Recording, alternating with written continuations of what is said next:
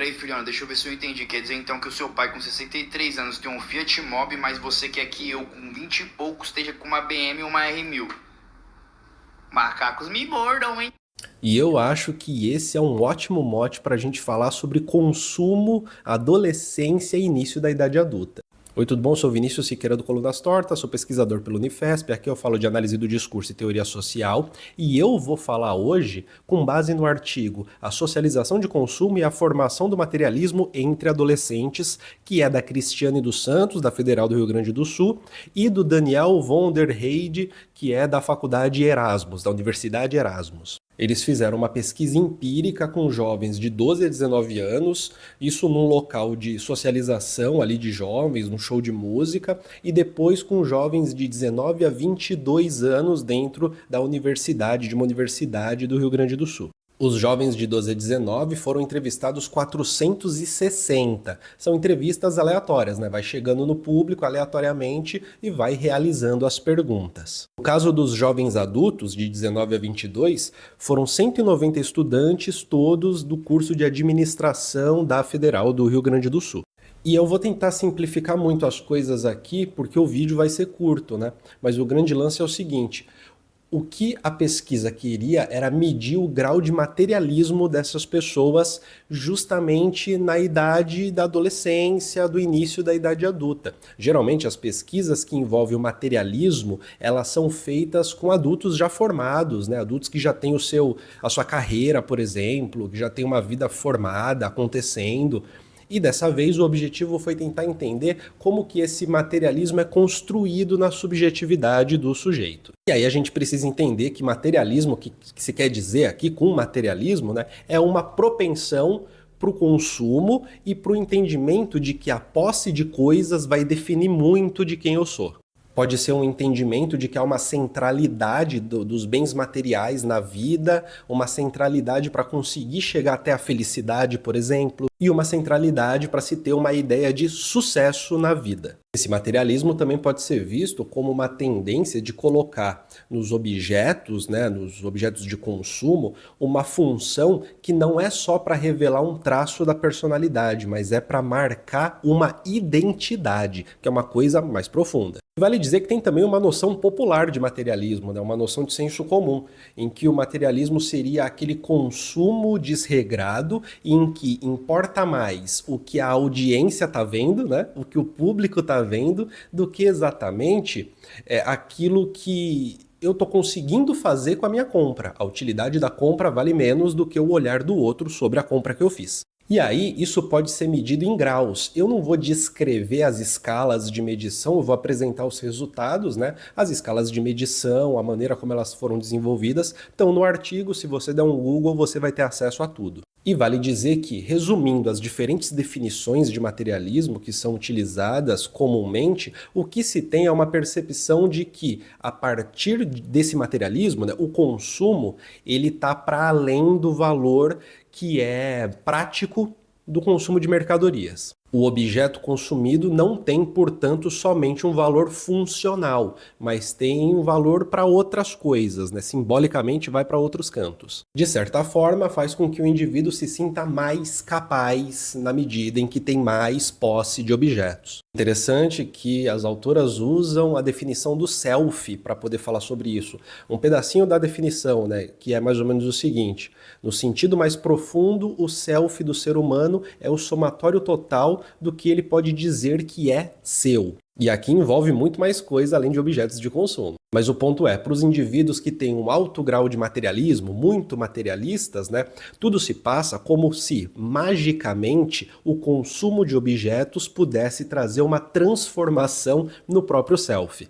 E vale dizer também que esse público pesquisado, um público da adolescência, recém-adulto, é o público que está passando por um momento da vida que é justamente um momento de desestabilização, um momento de exploração de campo sexual, profissional, familiar. Um momento em que há uma sensibilidade muito grande com as influências externas, com as influências dos pares, dos pais, enfim, das outras pessoas. E por isso que é importante tentar reconhecer os padrões de socialização dos adolescentes que podem fazer se tornar mais ou menos materialistas.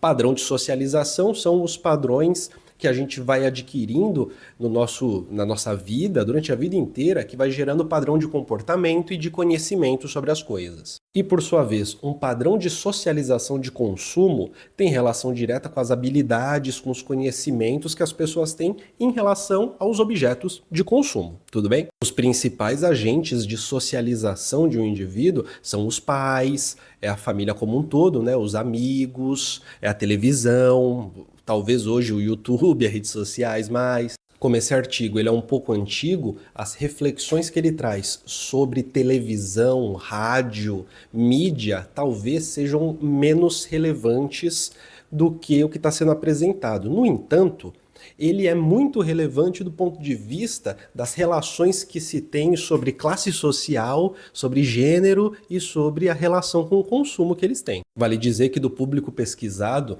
mais ou menos 80% vem de famílias que recebiam menos de R$ 5.000 por mês, 20% mais de R$ 5.000 por mês. E é legal porque certos estereótipos foram aos poucos quebrados. Por exemplo, se percebeu uma coisa que talvez seja óbvia, mas a gente sempre vê isso sendo quebrado em redes sociais, né? Que é o seguinte, o que se percebeu, né?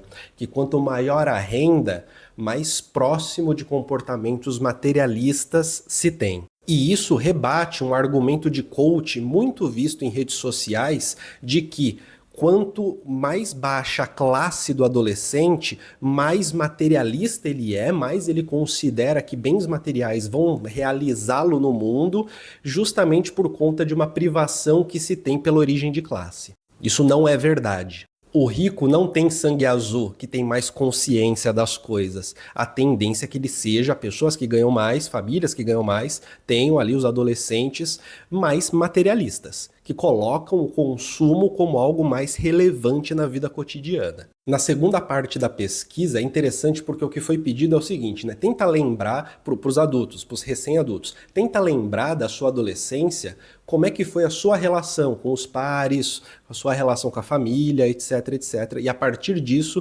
tenta dizer pra gente, né, a sua relação com o consumo. E tem duas coisas que esses jovens adultos deixam muito claro. Primeiro é que a relação com os pares foi muito influente para comportamentos materialistas, para disposições materialistas. E segundo, foi encontrado que a separação dos pais tem ali alguma correlação com uma inclinação materialista perante a vida. Isso é uma correlação, não foi tão desenvolvido ao longo do artigo, precisaria de uma pesquisa mais pontual para entender concretamente o que significa, né, esse lance da separação e da disposição materialista perante o consumo. Mas vale dizer que a interação com os pares foi o mais relevante de todos. Por fim, as pesquisadoras fizeram algumas entrevistas, né? Fizeram um pedaço da pesquisa foi muito qualitativo, que é para tentar entender de um jeito mais aprofundado o que os dados estatísticos estão revelando. Então, o que se percebeu primeiro é que na formação de grupos na adolescência, na hostilidade com os outros grupos, na cumplicidade com as pessoas do próprio grupo,